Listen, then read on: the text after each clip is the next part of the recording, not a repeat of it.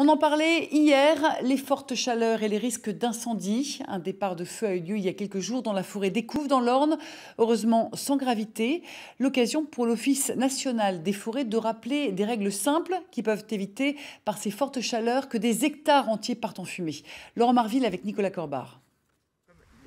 C'est un paysage magnifique. Plus de 8000 hectares de forêt à quelques kilomètres seulement d'Alençon. Un vrai poumon vert qu'il faut pourtant préserver car la météo a tout asséché et les incendies pourraient démarrer très vite, même dans des sous-bois ombragés. Le feu peut couver pendant des heures sous la couche de matière végétale qui s'accumule pendant des années. On va se retrouver avec une couche végétale accumulée qui peut faire 20-25 cm, qui ressemble un petit peu à de la tourbe, on appelle ça de l'humus. Et cet humus, si on fait un feu dessus, le feu peut mouronner à l'intérieur.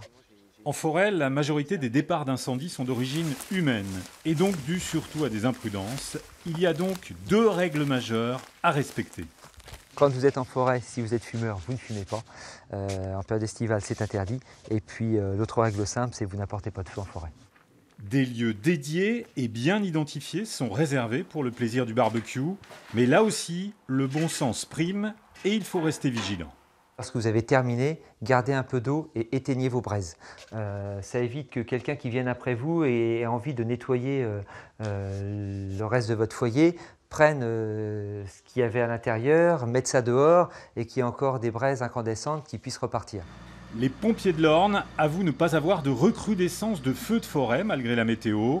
Ils reconnaissent surtout des sinistres dans les haras, les garages ou les bâtiments agricoles.